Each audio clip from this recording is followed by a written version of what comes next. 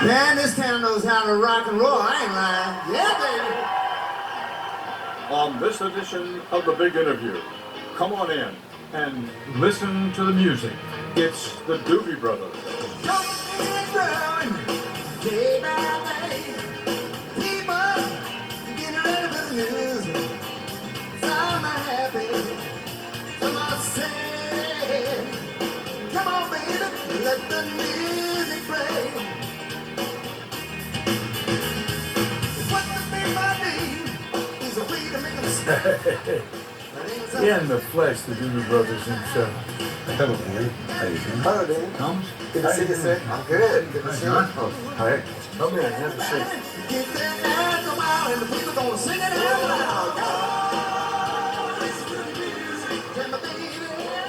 Nearly 50 years on, the Doobie Brothers still pack the house, night after night when they tour the country.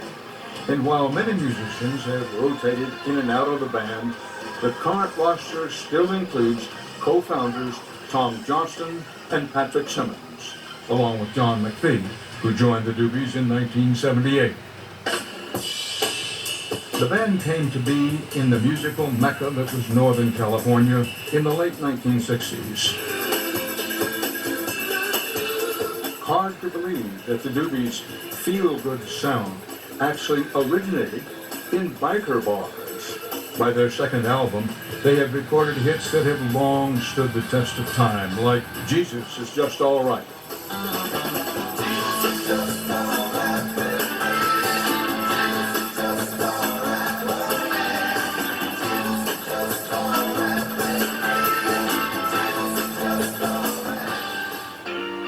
Followed up by hits like 1973's Long Train Runnin', which peaked at number 8 on the U.S. Billboard Hot 100 chart. Down around the corner, half a mile from here, see them old trains run, and you watch them disappear. Without love, where would you be now?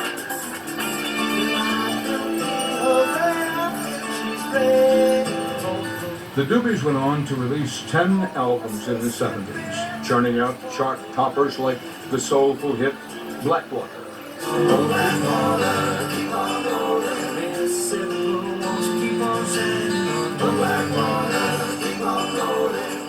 This was also the decade when Tom Johnston, due to health issues, had to take a break from the band. His temporary fill-in, Michael McDonald, turned out to be a long-term replacement with a new kind of sound, heard here in Taking It to the Streets.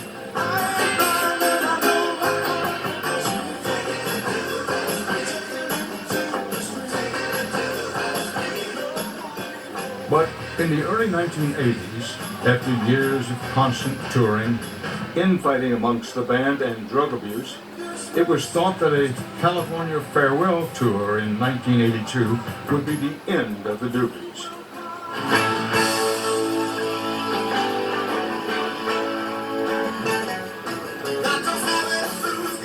But, as fate would have it, 5 years later they were back together for a charity concert, which turned into a multi-city tour.